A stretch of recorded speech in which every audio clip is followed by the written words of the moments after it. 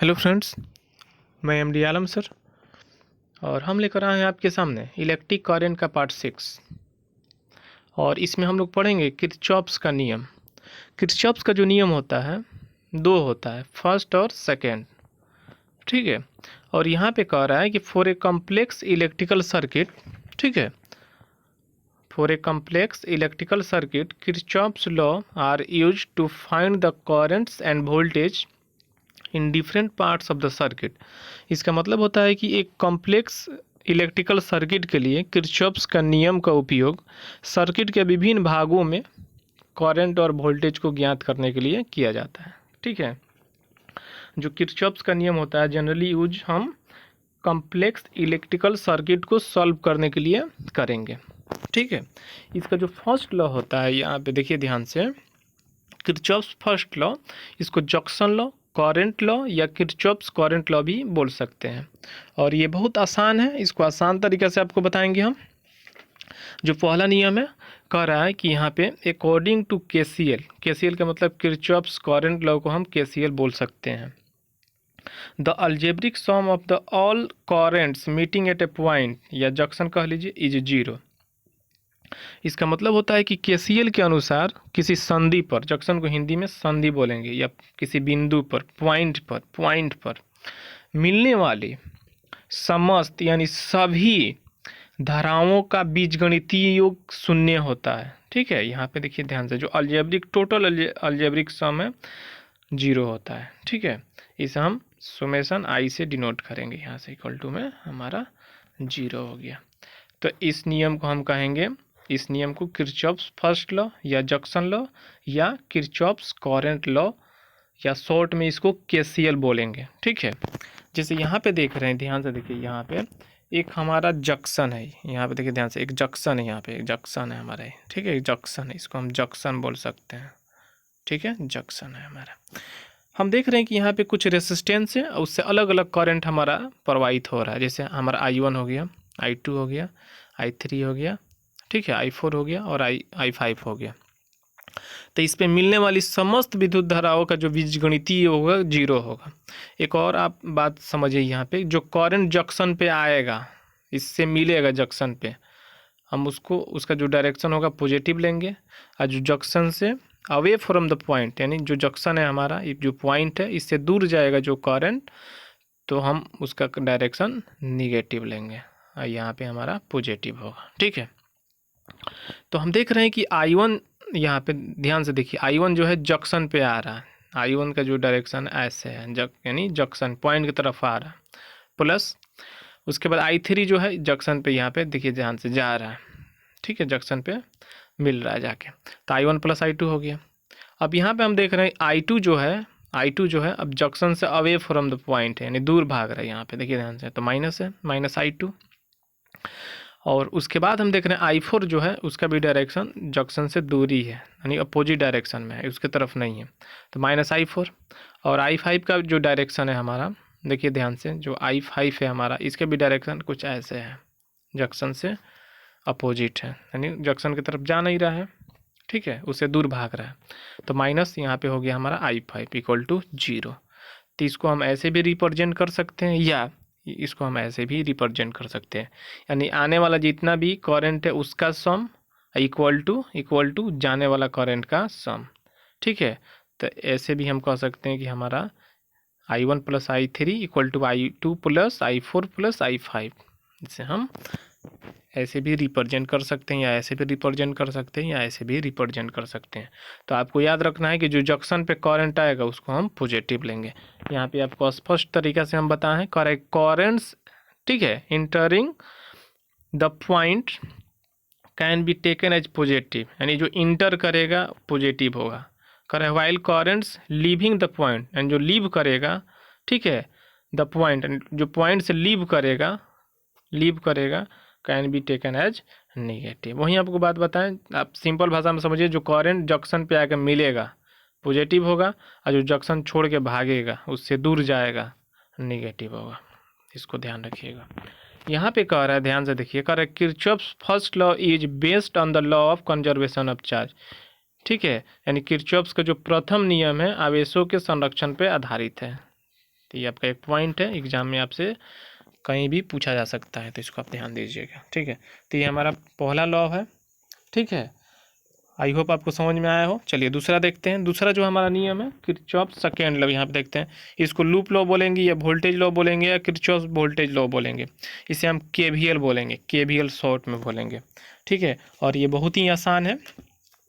कह रहा है यहाँ पे ध्यान से देखिए, कह रहा है कि according to KVL the algebraic sum of potential difference in a close loop is zero. इसका मतलब है कि केवीएल के अनुसार किसी बंद लूप में यानी क्लोज लूप में ठीक है, क्लोज लूप में विभवांतर का बीजगणितीय योग शून्य होता है। जो पोटेंशियल डिफरेंट होता है उसका अलजेब्रिक जो सम होता है वो जीरो होता है। ठीक है, कह रहा है that is delta V equal to zero. ठीक है, अब यहाँ पे देख रहे हैं, कह रहा है कि Kirchhoff's voltage law is based on the law of conservation of energy. यानी किरचॉफ्स का जो वोल्टेज लॉ है यहाँ पे ऊर्जा के संरक्षण पर आधारित है। ठीक है, यानी कंजर्वेशन ऑफ एनर्जी पर आधारित है, लेकिन जो प्रथम नियम है कंजर्वेशन ऑफ चार्ज पर बेस्ड है, आधारित है। तो इसको आप याद रखिएगा, ऐसे भी आपसे पूछा जा सकता है। यहाँ पे देख रहे हैं, ध्यान से देखिए, यहाँ पे कह रहा है साइन कन्वेंशन। यहाँ पे साइन कन्वेंशन, तो इस नियम पे क्वेश्चन बनाने से पहले, यानी जो केवीएल है उस पे क्वेश्चन बनाने से पहले कुछ हम देखेंगे साइन कन्वेंशन। ठीक है, बहुत ही इंपॉर्टेंट है, इसको ध्यान से देखिए आप। अगर ये सब समझ में आ गया तो क्वेश्चन जो भी हम बताएंगे या जो भी क्वेश्चन आपको मिलेगा आपको समझ में आएगा। ठीक है, तो हम यहाँ पे देख रहे हैं, यहाँ पे देखिए ध्यान से, यहाँ पे कह रहे हैं कि ए बी है, यहाँ पे एक रेसिस्टेंस और करंट है। तो यहाँ पे करंट और रेसिस्टेंस का डायरेक्शन जो है, यानी जो रेसिस्टेंस है उसी के डायरेक्शन में हमारा करंट फ्लो हो रहा है, प्रवाहित हो रहा है। तो हमारा जो पोटेंशियल डिफरेंस होगा, यहाँ पे जो पोटेंशियल डिफरेंस होगा माइनस आई आर होगा। ठीक है, माइनस आई आर होगा। इसका मतलब है कि एक यहाँ पे हमारा सपोज करिए कि एक हमारा रेसिस्टेंस है और यहाँ पे एक रेसिस्टेंस है। यहाँ पे देखिए ध्यान से, एक रेसिस्टेंस है, मान लीजिए कि 5 ओम है और करंट हमारा इसी के डायरेक्शन में फ्लो हो रहा है। तो इसका मतलब है कि जो हमारा पोटेंशियल डिफरेंस होगा -5 आई इसको लेंगे। ठीक है, इसको आप ध्यान दीजिए। तो यहाँ पे माइनस आई आर होगा। उसके बाद हम देख रहे हैं कि हमारा जो दूसरा फिगर है, यहाँ पे दूसरा जो फिगर है, अब यहाँ पे जो हमारा करंट और रेसिस्टेंस का जो डायरेक्शन है अपोजिट है, दोनों एक दूसरे के अपोजिट है। तो यहाँ पे जो हमारा पोटेंशियल डिफरेंस होगा प्लस आई आर होगा। तो इसको आप ध्यान रखिएगा। उसके बाद हम देख रहे हैं कि जो हमारा ईएमएफ का डायरेक्शन है, यहाँ पे जो ईएमएफ है इलेक्ट्रोमोटिव फोर्स है माइनस से प्लस की ओर है, माइनस से प्लस की तरफ है। यहाँ पे देखिए ध्यान से, तो इस समय जो हमारा पोटेंशियल डिफरेंस होगा प्लस ई होगा। इसको ध्यान दीजिएगा, ध्यान रखिएगा। उसके बाद जो हमारा डायरेक्शन है यहाँ पे प्लस से माइनस की तरफ है। क्या कहाँ है? प्लस से माइनस की तरफ है। तो पोटेंशियल जो डिफरेंस होगा माइनस ई होगा। तो ये 4 जो पॉइंट आपको बताया साइन कन्वेंशन, ये बहुत ही इंपॉर्टेंट है। इससे आपको क्वेश्चन समझ में आएगा और बहुत अच्छा से आप कोई भी न्यूमेरिकल को सॉल्व कर पाइएगा। ठीक है, तो देखते हैं यहाँ पे पहला जो हमारा क्वेश्चन है, यहाँ पे कह रहा है कि राइट केवीएल इक्वेशन। एक आपको फिगर दिया है, देखिए ध्यान से, एक फिगर दिया है और इस फिगर से कह रहा है कि आपको केवीएल इक्वेशन लिखना है। क्या लिखना है? केवीएल इक्वेशन, यानी किरचॉफ्स वोल्टेज लॉ का जो इक्वेशन है उसको आपको ड्रॉ करना है।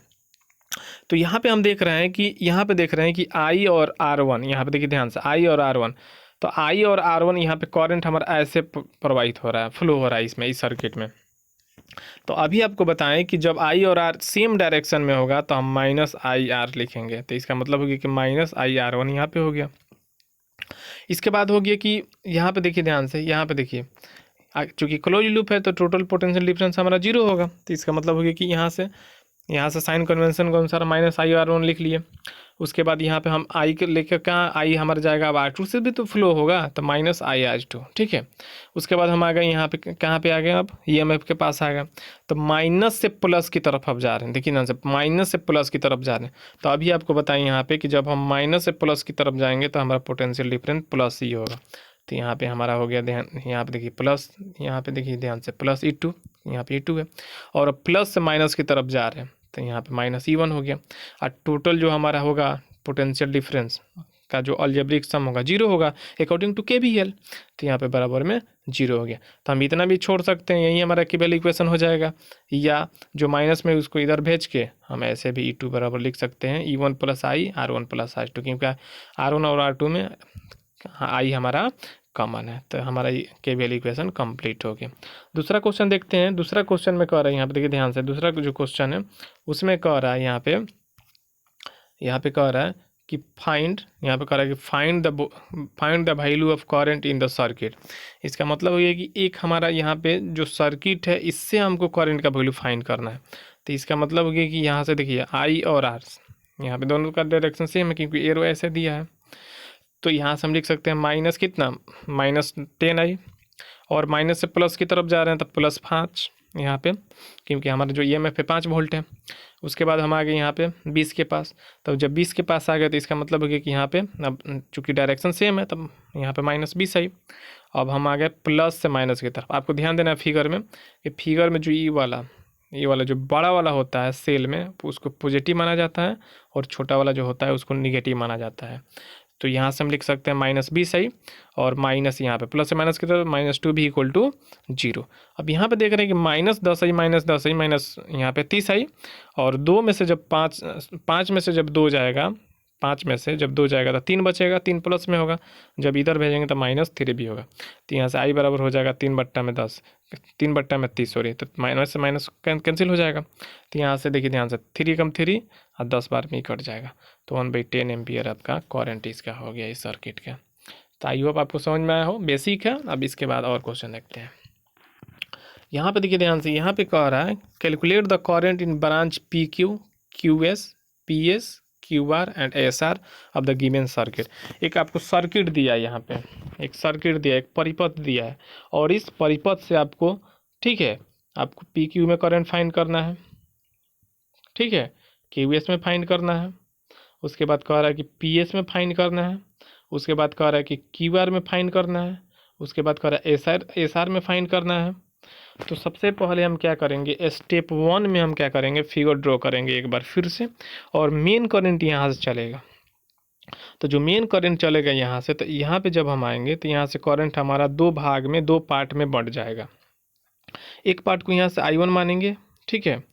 तो I1 हमारा जब इधर जाएगा तो टोटल करंट में से I1 एक हमारा कुछ इधर करंट जब जाएगा तो इसका मतलब होगा कि जो शेष करंट होगा इधर आएगा, तो I माइनस क्या हो जाएगा, I1 हो जाएगा, I माइनस I1 हो जाएगा।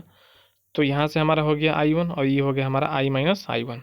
अब यहाँ पे आएगा करंट, ठीक है, यहाँ पे आएगा, तो यहाँ से हमारा करंट जो है कुछ बढ़ जाएगा इधर, तो इसको हम I2 मानेंगे, और शेष करंट इधर निकल जाएगा, शेष करंट इधर निकल जाएगा।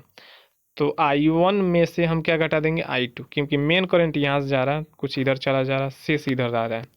अब यहाँ से हमारा I2 इधर आ रहा है, तो इसका मतलब हो गया कि इधर से I2 आ रहा है, तो जो शेष करंट होगा I1 माइनस I2 यहाँ पे हो जाएगा, I1 माइनस I2 हो जाएगा। उसके बाद हम देख रहे हैं कि जो हमारा I2 है यहाँ पे आके मिलेगा, यहाँ से जो I माइनस I1 आके मिलेगा, तो टोटल करंट अब इधर जाएगा। तो यहाँ पे जो टोटल करंट होगा हमारा I minus I1 plus I2 होगा। तो हमारा फिगर रेडी हो गया, यहाँ से फिगर कंप्लीट हो गया। अब हम देखते हैं स्टेप 2 में। स्टेप 2 में देखेंगे कह रहा है कि अप्लाइंग लूप लॉ यानी किरचॉफ्स का दूसरा नियम कह रहा है टू PQSP। देखिए ध्यान से, PQSP में, तो इसका मतलब हो गया कि हम इसमें जा रहे हैं, इस लूप में जा रहे हैं, इस लूप में। तो इसका मतलब हो गया कि यहाँ से हम लिख सकते हैं, देखिए ध्यान से, अभी दोनों का डायरेक्शन यानी रेसिस्टेंस और करंट का डायरेक्शन सेम है, तो -10 है, यहाँ से -10 है। अब हम पहुँच गए Q से S के पास, तो यहाँ से आ जाएंगे तो यहाँ पे रेसिस्टेंस हमारा है, यहाँ पे हमारा करंट है, तो -5I2 प्लस, अब हम अपोजिट जा रहे हैं, देखिए ध्यान से अपोजिट, तो यहाँ पे एक हमारा रेसिस्टेंस है, तो 5 × I माइनस I1 हो जाएगा यहाँ से, देखिए ध्यान से। और जब हम इसको सॉल्व करेंगे, जब इसको सॉल्व करेंगे तो हमारा इतना आएगा, और जब इसको सॉल्व करेंगे हम तो इतना आएगा यहाँ से, देखिए ध्यान से। यहाँ पे 5 से जब गुणा करेंगे तो यहाँ से हो जाएगा हमारा इतना 5I माइनस 5 यहाँ से जब गुणा करेंगे तो यहाँ से हो जाएगा 5I माइनस कितना हो जाएगा 5I1। और जब उसको सब टोटल को सॉल्व करेंगे तो इतना आएगा। अब इसमें से जब 3 कॉमन लेंगे, हम 3 कॉमन लेंगे तो हमारा इतना बच जाएगा, ठीक है। तो इसका मतलब हो गया कि हमारा इक्वेशन फर्स्ट हो गया। अब हम चलते हैं, यहाँ पे कह रहा है कि applying loop law to QRSQ। अब हम चल रहे हैं इसमें, इस लूप में QRSQ में, तो हम इधर आ रहे हैं, इधर हमारा रेसिस्टेंस है, रेसिस्टेंस के डायरेक्शन में आ रहे हैं तो माइनस होगा, उसके बाद इधर हम आएंगे अपोजिट प्लस होगा, फिर अपोजिट आएंगे हमारा प्लस होगा। तो यहाँ पे देखिए ध्यान से, एक जगह हम माइनस लिखे हैं और बाकी जगह प्लस और प्लस लिखे हैं। अब इसको जब टोटल को सॉल्व किए हैं तो इतना आया। देखिए फिजिक्स में कोई भी न्यूमेरिकल बनाने से पहले एक बात हम कहेंगे आपसे कि आपका कॉन्सेप्ट सही होना चाहिए, कैलकुलेशन सही होना चाहिए, कोई भी क्वेश्चन आपको समझ में आएगा। ठीक है, तो हम क्या किए हैं कि कैलकुलेशन करते गए हैं, तो आप थोड़ा सा इसको ध्यान से 2 बार 3 बार प्रैक्टिस कीजिएगा। ध्यान से देखिए, पहले हम समझा रहे हैं हालांकि। तो जब इसको हम सॉल्व किए हैं तो इतना है, जब इसको हम सॉल्व करेंगे टोटल को सॉल्व करेंगे तो इतना आएगा। एक और बात याद रखिएगा कि कभी a प्लस ए जुटेगा तो 2a होगा, याद रखिए, और कभी a प्लस बी नहीं जुटेगा, इसको आप ध्यान दीजिएगा। उसी प्रकार यहाँ पे देखिए ध्यान से, i1 जो रहेगा वो i1 के पास ही जाएगा, तो 2i1 होगा या जो भी होगा, यानी i1 में जब i2 जोड़िएगा तो कभी नहीं जुटेगा। तो यहाँ पे जो सेम होगा वो जुटेगा, जो सेम नहीं होगा वो नहीं जुटेगा। तो जब इसको सॉल्व करेंगे हम लोग तो इतना आएगा, इसको सॉल्व करेंगे तो हम लोग इतना आएगा। तो इसको इक्वेशन हम 2 मानेंगे। ठीक है, उसके बाद हम चल रहे हैं यहाँ पे अप्लाइंग लूप लॉ टू यहाँ पे PQRTUP। ठीक है, यहाँ पे देखिए ध्यान से, यहाँ पे PQRTUP। अब हम टोटल में चल रहे हैं, यहाँ से स्टार्ट करके पूरा यहाँ पे आ रहा है। तो इसका मतलब होगा कि जो हमारा सेम डायरेक्शन होगा तो उसके अनुसार हम यहाँ पे साइन कन्वेंशन का यूज करेंगे तो हमारा इतना होगा। ठीक है, इसके बाद इसमें बता रहे थे आपको, तो जो साइन कन्वेंशन होगा उसके अनुसार हमारा इक्वेशन इतना मिलेगा। इसको सॉल्व करेंगे तो हम लोग इतना मिलेगा, और जब इसको सॉल्व करेंगे तो इतना मिलेगा, और इसको सॉल्व करेंगे तो हमारा, क्योंकि इसमें से 5 कॉमन लेंगे तो हमारा इतना होगा। ठीक है, जब 5 कॉमन लिया जाएगा तो इतना बचेगा, और हमारा इक्वेशन नंबर यहाँ पे 3 होगा। एक और बात याद रखिए, यहाँ पे कॉमन वाला जो हम आपको बात बता रहे हैं, जैसे मान लीजिए कि यहाँ पे कह रहे हैं कि 5i अब प्लस 5i2 बराबर 0। तो 5 जब कॉमन लीजिएगा तो यहाँ से 5 जब कॉमन होगा तो i प्लस i2 अब बराबर में क्या हो जाएगा, 0 हो जाएगा। तो यहाँ से i प्लस i2 बराबर क्या हो जाएगा, 0, क्योंकि 0/5 0 ही होगा। तो वही बात आपको ध्यान देना है, यहाँ पे जब 5 कॉमन लेंगे तो 15 में से जब 5 कॉमन लेगा तो 3 बचेगा, यहाँ पे माइनस है तो माइनस, जब यहाँ से 5 हट जाएगा तो i2 बचेगा, 10 में से जब कॉमन लेंगे तो 2 बचेगा। ठीक है, तो इधर जब जाएगा 5, जब इधर भेजेंगे 10 की तरफ, 5 दूना 10, 2 बचेगा। तो ये हमारा इक्वेशन 3 होगा। उसके बाद हम इक्वेशन 2 और 3 को जोड़ेंगे तो हमको इतना मिलेगा। ठीक है, -6i plus 5i2 equal to -2, equation number 4 होगा। इसके बाद हम देख रहे हैं यहाँ पे, देखिए ध्यान से, इसके बाद हम इक्वेशन यहाँ पे देख रहे हैं, कह रहा है कि multiplying equation 1/2 and then adding to equation 3, यानी जो इक्वेशन हमारा 1 है उसमें 2 से गुणा करके और हम इक्वेशन 3 में जोड़ेंगे तो हमको इतना मिलेगा। इसी इक्वेशन को हम ऐसे रखेंगे, लिख सकते हैं, और इसे 5 मानेंगे। ठीक है, और ये जो हमारा वैल्यू है, पुटिंग दिस इन इक्वेशन 6, और इसे हम इक्वेशन किस में रखेंगे, 6 में नहीं 4 में, 4 में रखेंगे। तो जब हम 4 में रखेंगे तो इसका मतलब हो गया कि हम i2 की जगह पर इतना रखेंगे, तो i2 की जगह पर इतना रखे हैं। जब इसको सॉल्व करेंगे हम लोग, इसको सॉल्व करेंगे तो -51i इक्वल टू यहाँ पे -12 होगा। तो यहाँ से हमारा हो जाएगा करंट इन PQ, यानी PQ में जो करंट होगा i1 बराबर इतना हो जाएगा। ठीक है, क्योंकि यहाँ पे फिगर में जब आप देखिएगा ध्यान से तो यही हमारा PQ है, तो इसमें i1 प्रवाहित हो रहा है धारा हमारा, तो i1 में जो हमारा करंट होगा यहाँ से PQ इतना होगा, 4/17 एम्पियर होगा। अब हम चलेंगे करंट इन किस में, अब i2 देख लेते हैं कहाँ है। यहाँ पे i2 जो है हमारा, i2 हमारा जो है QS। ठीक है, तो यहाँ पे देखिए ध्यान से, उसके बाद यहाँ पे 1 मिनट, यहाँ पे कह रहा है कि करंट इन Q, आप यहाँ पे S लगा दीजिएगा, छूट गया है। तो करंट इन QS, तो जो हमारा QS में करंट होगा तो i2 बराबर यहाँ पे, क्योंकि इक्वेशन हमारा देख रहे हैं कि इक्वेशन जो 5 है यहाँ पे i2 वाला है, तो अब इसमें क्या करेंगे, i1 की जगह पर i1 का वैल्यू यहाँ पे रख देंगे। इसको जब सॉल्व करेंगे तो -2/17 एम्पियर आएगा, तो QS में जो हमारा करंट होगा -2/17 होगा। इसके बाद हम देख रहे हैं यहाँ पे फ्रॉम इक्वेशन 1, तो हम समीकरण अब 1 से चल रहे हैं, तो मेन करंट I बराबर हमारा इतना, यानी समीकरण 1 से चलेंगे तो I का मान इतना होगा, तो I जो है हमारा मेन करंट है। तो यहाँ से i1 और i2 का मान रखेंगे, सॉल्व करेंगे तो 10/17 एम्पियर होगा। उसके बाद हम निकालेंगे करंट इन PS, यानी PS में प्रवाहित धारा, तो I माइनस i1, तो वैल्यू रख के सॉल्व करेंगे इतना होगा। तो करंट इन PS में देखते हैं करंट कितना है, तो PS जो है हमारा, देखिए ध्यान से, यही हमारा PS है कि इसमें करंट जो है I माइनस i1 है। तो यहाँ से आराम से वैल्यू रखें यहाँ पे करंट इन PS, तो हमारा निकल गया यहाँ पे करंट इन पी एस इतना होगा 6/17। इसके बाद हम देख रहे हैं यहाँ पे करंट इन क्यू आर। तो जो हमारा क्यू आर है इधर था हमारा, ऐसे फिगर था हमारा, तो ये हमारा था यहाँ पे क्यू, यहाँ पे आर था। तो इसका मतलब हो गया कि I1 माइनस I2 था।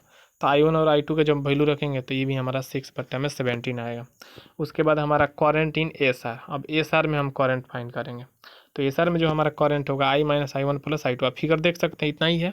तो जब सबका वैल्यू रख के हम सॉल्व करेंगे तो 4/17 एम्पियर आएगा। तो आई होप आपको समझ में आया हो। ज़्यादा लंबा क्वेश्चन था, ठीक है। तो लंबा क्वेश्चन था लेकिन कैलकुलेशन था। क्वेश्चन लंबा नहीं होता है, कोई भी कैलकुलेशन होता है। तो आपको अगर कैलकुलेशन सही से आ रहा है तो आपके लिए क्वेश्चन कुछ नहीं है। आई होप आपको समझ में आ रहा होगा।